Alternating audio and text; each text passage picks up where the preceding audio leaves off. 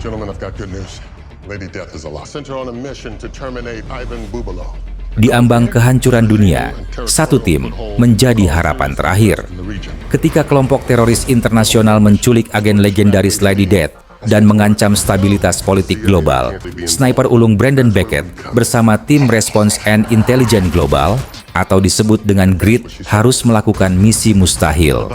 Demi menyelamatkan Lady Death dan mencegah bencana berskala dunia, mereka menyusup jauh ke dalam jaringan musuh di Malta, di mana satu kesalahan kecil bisa berakhir fatal. Tanpa berlama-lama, mari ke alur ceritanya. Cerita diawali dengan memperlihatkan perkumpulan sebuah sekte yang dipimpin oleh pria paruh baya bernama Bubalo. Bubalo ini sangat dihormati oleh pengikut dan eksekutifnya. Namun, meski begitu ia juga dikenal kejam. Hal itu terbukti ketika dia tak segan menghabisi salah satu eksekutif karena telah gagal menjalankan misinya.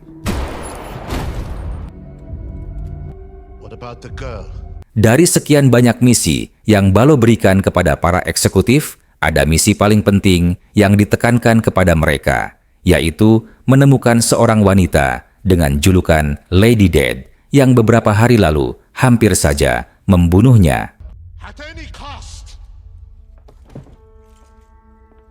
Dan inilah Lady Death sedang terbaring lemah di rumah salah satu eksekutif.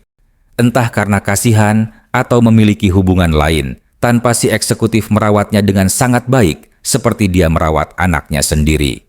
Selanjutnya, kita akan diperkenalkan dengan sepasang agen GRID, Global Response Intelligence Team, bernama Brandon, serta satu rekannya yang brewokan bernama Zero.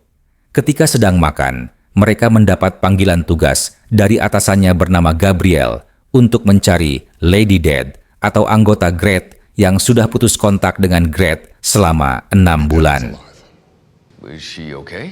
Gabriel menjelaskan jika 6 bulan lalu, Lady Death dikirim untuk menghabisi Ivan Bubalo, seorang pemimpin sekte dengan julukan Sang Penakluk dari Malta. Otoritas sektenya sangat besar, sehingga dia bisa meraih pijakan politik dan teritorial. Bahkan, saking kuatnya Bubalo ini, dia berani melawan pemerintah dan mendapat julukan sebagai negara bagian Aragon. Tak seperti teroris lain yang berdiri dengan menggunakan atas nama Tuhan, sekte Bubalo menjadikan dirinya sendiri sebagai Tuhannya yang patut disembah. Dan selain Bubalo, ada juga eksekutif yang berjumlah 5 orang, bertugas menjaga Bubalo dan tatanan kepemerintahannya di negara bagian Aragon. And unlike Al-Qaeda and Hezbollah, their allegiance is not to God or Allah, it is to Bubalo. Ketika Lady Death memasuki markas Bubalo 6 bulan lalu, saat itulah dia kehilangan kontaknya dengan si Lady. Namun tak lama, Gabriel mendapatkan sinyal SOS darinya, membuat dia percaya jika Lady Death masih hidup, sehingga ia meminta Zero dan Brandon untuk menyelamatkan si Lady dan menyelesaikan apa yang sudah dimulai. Okay. Let's get to work. Sesampainya di Mata, atau lebih tepatnya markas sekte Bubalo, Brandon bertugas untuk memantau dari kejauhan, sedangkan Zero langsung turun ke lapangan untuk melihat dari dekat dan menginformasikan apa yang dia lihat kepada Brandon. Dengan skopi yang dia gunakan, Brandon berhasil menemukan salah satu eksekutif bernama Ana Costa. Namun, dia tidak bisa mengeksekusinya lantaran ragu seorang penjaga yang takutnya akan menyebabkan kekacauan jika dia melihat atasannya ditembak. Zero sendiri membuka salah satu tirai WT agar Brandon bisa memantau ke bagian dalam. Tak lama, Zero berhasil menemukan eksekutif lain bernama Mario Fava. Dengan menggunakan bahasa mata yang ala kadarnya, dia menemui Mario dan memberitahu jika seorang eksekutif wanita bernama Katrina ingin menemuinya. Katrina, privatamente. Tak lama, Zero juga berhasil menemukan Katrina. Tentu dia juga memberitahu Katrina jika Mario ingin menemuinya secara personal. Ajaibnya, Katrina berhasil ditipu oleh Zero dan langsung pergi ke atas untuk segera menemui Mario. Excuse me. Secara kebetulan, pengacara pribadi Bubalo memasuki WC yang tadi tirainya Zero rusak, sehingga Brandon dapat mengambil ancang-ancang dan langsung menembaknya saat itu juga. So long, asshole. Setelah itu, Zero lantas membersihkan TKP sebelum anggota sekte lain menyadari jika ada penyusup di antara mereka. Dengan menggunakan bahasa mata yang ala kadarnya, Zero kembali mengelabui anggota sekte dan berhasil melakukan tugasnya dengan baik. Di atap, Mario dan Katrina akhirnya bertemu. Awalnya, mereka berdua bingung atas pertemuan rahasia ini. Namun pada akhirnya mereka memanfaatkan momen itu untuk berbuat sesuatu yang aneh. Tetapi, It's private. How about both? ketika sedang memantau dari atas, Zero bertemu dengan si eksekutif yang saat ini merawat Lady Dead. Rupanya orang itu adalah dokter pribadi Bubalo. Sehingga Zero yang tak ingin kehilangan kesempatan lantas mengikuti secara diam-diam dengan niat ingin menghabisinya. Sayang seribu sayang, si dokter menyadari kehadiran Zero dan langsung menodongkan senjatanya. Hingga tak lama, Lady Death juga mengarahkan senjatanya kepada Zero, membuat dia bingung dengan apa yang sebenarnya terjadi. I have LD and the doctor. It's a long story. 3 down, 2 to go. Let's finish and get out of here. Working on it.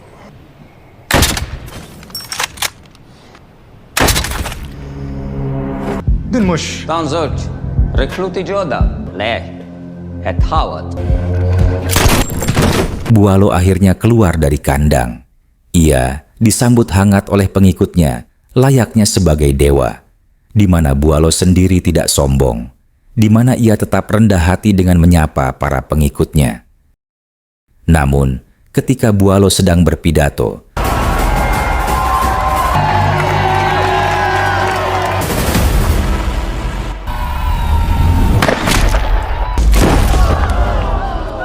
di tengah kerusuhan itulah, Zero, Lady, dan si dokter berhasil berbaur dengan para pengikut yang berhamburan, sehingga mereka dapat kabur dengan mudah tanpa takut ketahuan. All things considered. Setelah melaporkan keberhasilan mereka kepada Gabriel dan katanya akan dijemput esok hari menggunakan helikopter, Zero akhirnya memperkenalkan diri pada si dokter, termasuk mengenalkan Brandon agar mereka lebih dekat satu sama lain. I owe this man my life. Demi menghindari kesalahpahaman, Lady Dead yang nama aslinya Yukim Pune menjelaskan terkait hubungannya dengan si dokter yang ternyata 6 bulan lalu Yuki menyamar menjadi anggota sekte. Setelah 3 bulan menjadi anggota, Yuki akhirnya dipercaya bahkan menjadi salah satu orang yang disukai oleh Bubalo. Regularly playing along, waiting for the moment when I could strike. But Bubalo is never alone. Suatu hari, Bubalo yang sangat menyukai Yuki memberinya kesempatan untuk menghabisi Bubalo di atas ranjangnya. Namun, pengeksekusian itu gagal dilakukan lantaran Ana mengetahui tentang rencana jahat Yuki terhadap Bubalo. I was shot 4 times in the back and barely managed to escape. Dengan badan penuh luka, Yuki berhasil melarikan diri di mana si dokter yang baik hati itu menemukannya dan langsung merawat Yuki sampai saat ini. Singkat cerita, pagi hari pun tiba. Ketika bangun dari tidurnya, Brandon tidak mendapati si dokter berada di tempatnya lagi. Yang ternyata, si dokter pergi ke suatu tempat dengan sangat terburu-buru, di mana Zero yang sudah sadar akan hal itu menyusup ke dalam mobilnya dan mengikuti kemana si dokter pergi. Merasa sudah aman, si dokter yang sedari tadi membawa laptop milik Zero lantas membukanya dan berhasil mengakses laptop itu dengan mudah karena ternyata atas kesalahan Zero sendiri, ia secara tidak langsung telah memperlihatkan sandi keamanan laptop miliknya. Sehingga Zero yang ingin tahu apa yang si dokter buka langsung menghubungi rekannya bernama Pete untuk membantu mengakses laptop miliknya yang saat ini dipegang oleh si dokter. What do you need? Wait, Are you moving? The 3 laptops. There's one in a cafe across from me. Zero akhirnya mengetahui apa yang saat ini si dokter buka, yang ternyata dia sedang menjelajahi dark web dan berkomunikasi dengan seseorang yang menyebut dirinya Pangeran Caspian, berdiskusi terkait pertukaran yang sebentar lagi akan berlangsung, di mana Zero kembali dibuat kagum oleh IP yang juga memberinya titik koordinat tepat di mana si dokter akan melakukan pertukaran. With someone calling themselves Prince Caspian. Prince Caspian is paying 5.2 million for something codenamed the Maltese Falcon. Looks like it's going down in a couple hours. I have coordinates. I can send them to you. Intelligence Pete, you've done it again, my friend. Thank you. Sebelum pertemuan, Zero, Brandon, dan Yuki rupanya sudah berada di sana berkait koordinat yang Zero berikan tadi, di mana Yuki tampak terkejut dengan apa yang dia lihat saat ini. Lantas apa yang sebenarnya terjadi dan kenapa Yuki sampai melohok seperti itu? Yuki, you copy? Lady Death has gone rogue. Ketika sedang melakukan pertukaran, nampaknya Pangeran Caspian merasa ada yang janggal dengan semua ini. Menuduh si dokter telah mempermainkannya sampai tiba-tiba. What? What's the problem? That's not the case, so... Zero, we have a problem. Dengan penuh amarah Yuki mencoba mengejar mobil yang membawa Caspian pergi. Dan sudah pasti Yuki tidak bisa mengejar, sehingga ia hanya bisa murang-mareng sekaligus bertanya secara brutal kepada si dokter yang sedang sekarat terkait bagaimana dia mengenal Pangeran Caspian dan apa yang dia jual kepadanya. He's dead! Di hotel tempat mereka menginap, Yuki yang sudah mulai bisa berpikir dingin akhirnya bercerita terkait alasannya tadi sangat marah. Rupanya Pangeran Caspian adalah ayah Yuki yang seharusnya sudah mati beberapa tahun lalu. Anna was Soshimifune. Saat itu, ketika Yuki masih kecil, ia yang sudah tidak mempunyai orang tua diadopsi oleh Caspian. Awalnya Caspian terlihat sangat menyayangi Yuki. Sampai usianya menginjak 10 tahun, Caspian mulai menunjukkan niat aslinya dengan menjadikan Yuki sebagai seorang pembunuh handal di usia muda. Namun setelah melakukan banyak aksi, Yuki akhirnya merasa lelah dan menghabisi ayah angkatnya sendiri ketika dia sedang lengah. Yes, I thought I did. Caspian sendiri, atau yang nama aslinya Mipu, malah tertangkap di rumahnya oleh anak yang rupanya masih hidup. Karena ternyata tempat yang Mipu gunakan untuk bertransaksi adalah markas milik sekte Bubalo. We have security footage of you doing business with Dr. Zorik. Ana merasa penasaran dengan transaksi apa yang dilakukan antara Mipu dengan si dokter, di mana Mipu menjelaskan jika dirinya ingin menghabisi Yuki lebih dari siapapun. Dan pada transaksi tadi, Mipu membeli handphone yang sudah tersambung dengan alat pelacak yang saat ini berada pada tubuh Yuki. Sehingga hal itu menjadi alasan kenapa si dokter repot-repot menyelamatkan Yuki dari kematian. We have a common enemy. Pada akhirnya, terjadilah sebuah kerjasama antara Mipu dan Ana, di mana mereka mempunyai satu tujuan yang sama, yaitu membunuh Yuki atau Lady Dead yang sudah membuat mereka menderita. Be as dead as that man on the floor behind you. I want her as dead as you do. Dengan kerjasama yang sudah terjalin itulah, Ana mengirimkan satu anak buahnya untuk memburu Yuki dengan menggunakan HP milik Mipu yang sudah terkoneksi dengan lokasi Yuki saat ini. We want the same thing. You have 48 hours. Berkat handphone itu, si anak buah berhasil menemukan lokasi Yuki dengan sangat mudah. Sementara Yuki, Chess yang tidak tahu jika musuhnya ada di dekatnya, terlihat tenang, seolah tidak terjadi apa-apa, sampai akhirnya.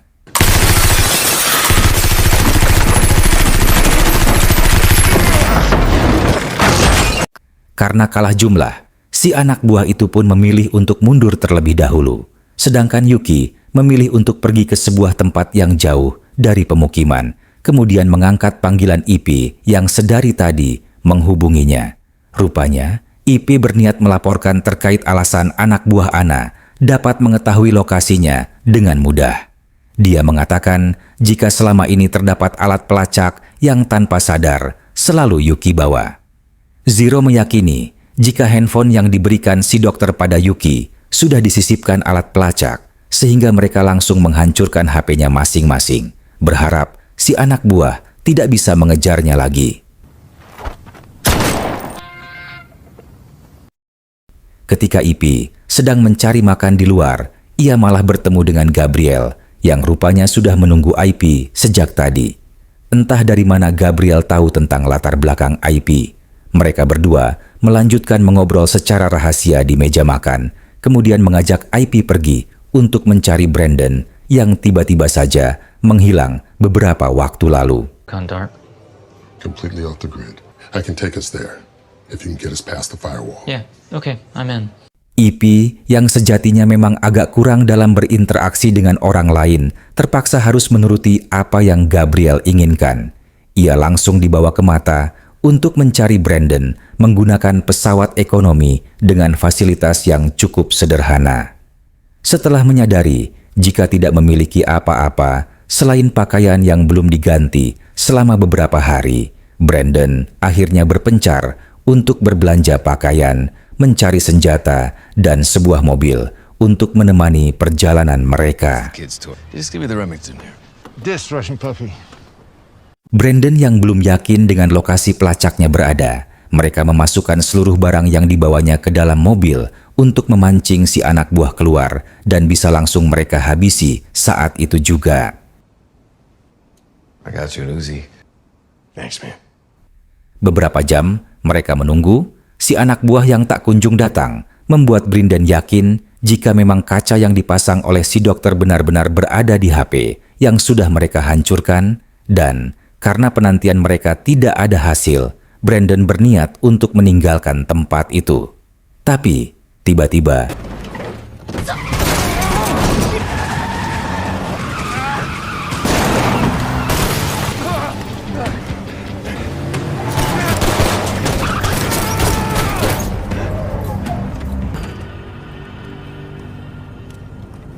sesampainya di penginapan, tepat ketika Yuki membuka pakaian dan memunggungi Zero dan Brandon, mereka berdua akhirnya sadar akan sesuatu yang sudah mereka lewatkan, yaitu si dokter besar kemungkinan menyimpan alat pelacaknya pada tubuh Yuki. Dengan telaten dan saling bergantian membuka jahitan pada luka Yuki, mereka akhirnya menemukan sebuah chip kecil yang ternyata adalah alat pelacak yang membuat lokasi mereka selalu ditemukan. Beberapa saat setelah melakukan operasi yang ala kadarnya, mereka langsung bersiap untuk menjebak si anak buah yang sudah pasti akan datang. Dan benar saja, karena tak lama si anak buah sudah berada di lobi penginapan, berjalan menelusuri koridor sesuai arahan yang diberikan handphonenya. Namun, ketika si anak buah sudah sampai di lokasi tujuan, ia tidak menemukan siapapun di sana, kecuali sebuah alat kecil yang disimpan di atas bantal, membuat si anak buah siaga dan memutuskan untuk segera keluar dari tempat itu. Tapi, tiba-tiba,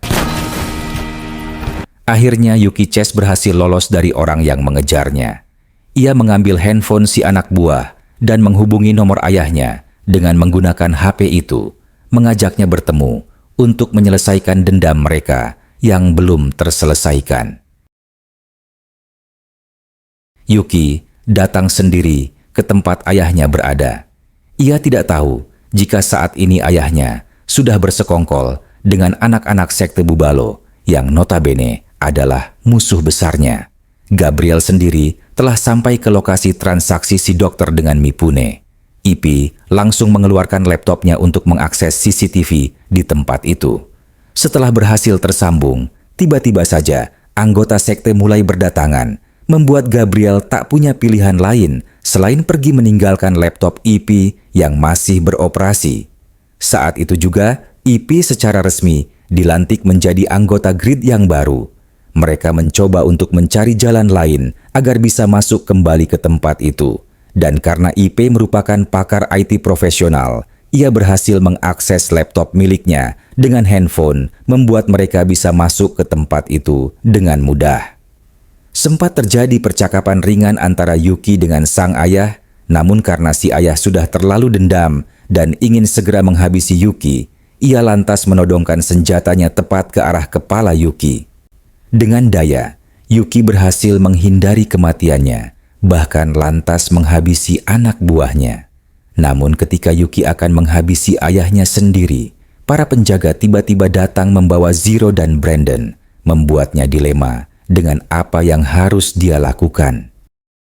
Alih-alih menghabisi putrinya, si ayah justru memilih untuk meninggalkan tempat itu, membiarkan Yuki berada dalam situasi yang sangat dilematis antara harus menyelamatkan keduanya atau tidak. Dan ketika situasi tegang itulah, tiba-tiba, rupanya Gabriel datang bersama Ipy dari belakang, sehingga lengkaplah sudah pasukan hebatnya yang siap menghabisi para penjaga sekte Bubalo, di mana mereka langsung beraksi dan tak menyisakan satu orang pun di tempat itu.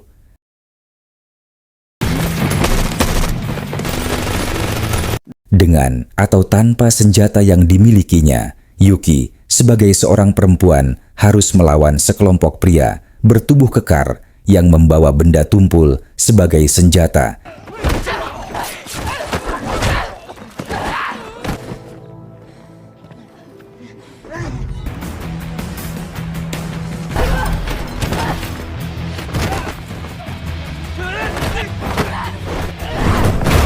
Sial bagi Ipy yang malah bertemu dengan bos terakhir ketika dia sendirian dan ditambah lagi dengan CCTV yang tiba-tiba saja mati membuat Ipy harus kehilangan mata ketiganya. Namun, meskipun itu, Dewi Fortuna masih berpihak kepada Ipy karena senjata yang Mipune gunakan mendadak macet, membuatnya tak bisa melayangkan tembakan. Sehingga tepat setelah menghabisi pria terakhir, para penjaga tiba-tiba saja datang dan berjejer siap untuk menghabisi Yuki. Namun, meski begitu mereka tidak sadar jika saat ini Zero dan Brandon sudah di posisinya masing-masing untuk membantu Yuki yang sedang berada dalam kesulitan. Setelah menemukan Mipune yang terluka dan tak bisa apa-apa, mereka akhirnya memilih untuk meninggalkan orang itu dan kembali ke markas JD karena merasa jika ini semua sudah berakhir. Singkat cerita, beberapa bulan kemudian, setelah menghabisi seluruh sekte, terlihat Mipune yang sudah sembuh total sedang dibawa oleh pihak keamanan untuk diadili. Namun, karena pengadilan hanya akan memberikan hukuman ringan kepadanya, Yuki, selaku anak yang baik, langsung menghabisi ayahnya saat itu juga. Dan film pun selesai.